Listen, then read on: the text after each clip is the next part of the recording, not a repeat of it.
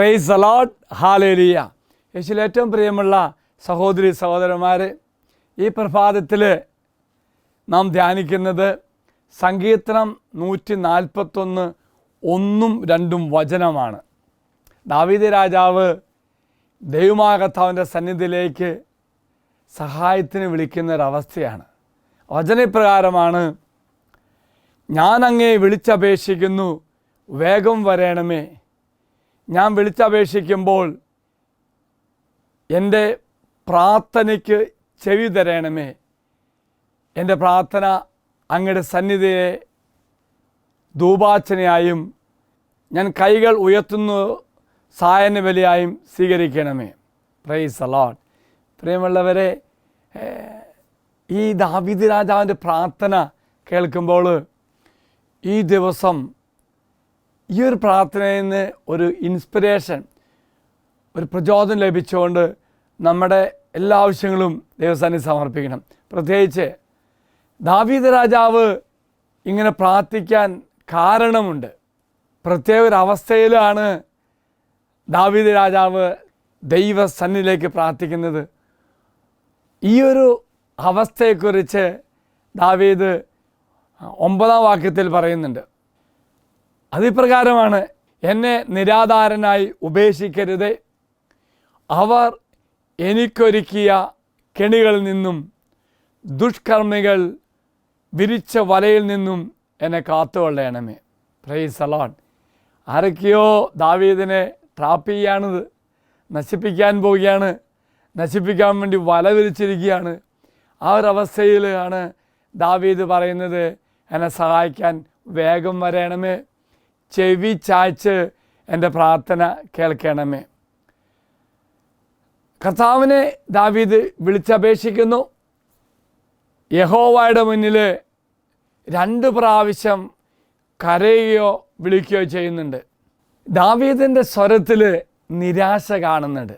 അതായത് തനിക്ക് ഒരു പ്രകാരത്തിന് രക്ഷപ്പെടാൻ സാധിക്കില്ല. ആ തരത്തിൽ തൻ്റെ ശത്രുക്കൾ വല വിരിച്ചിരിക്കുക, കൊല്ലാൻ വേണ്ടിയോ അല്ലെങ്കിൽ നശിപ്പിക്കാൻ വേണ്ടി. ആ ഒരവസ്ഥയിലാണ് കർത്താവിൻ്റെ ദാവീദ് പറയുന്നത്: തിടുക്കം കൂട്ടി വേഗം വരൂ എന്നാണ് ദാവീദ് പറയുന്നത്. അതുപോലെ എൻ്റെ ശബ്ദം കേൾക്കണമേ.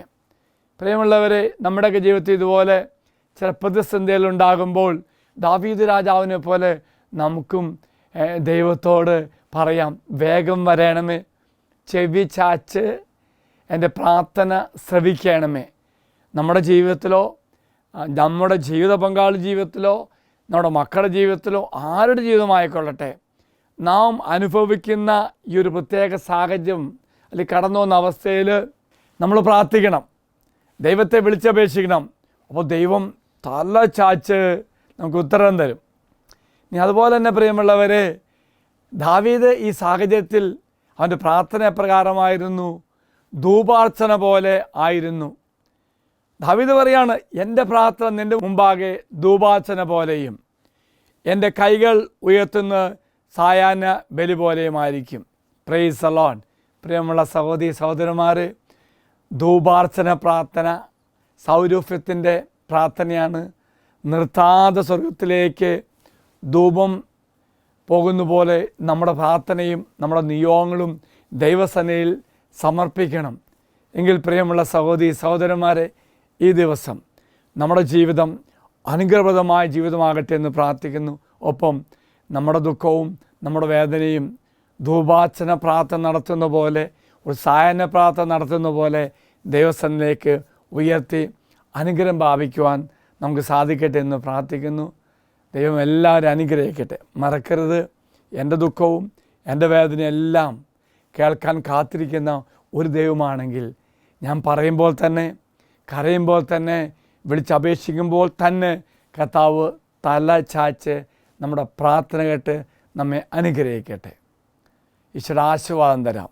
നമ്മുടെ കർത്താവായ ഈശോ മിശിഹായുടെ പിതാവായ ദൈവത്തിൻ്റെ സ്നേഹവും പരിശുദ്ധാത്മാവിൻ്റെ സഹവാസവും നാം എല്ലാവരോടും കൂടെ ഉണ്ടായിരിക്കട്ടെ, ഇപ്പോഴും എപ്പോഴും എന്നേക്കും. ആമേൻ. Praise the Lord.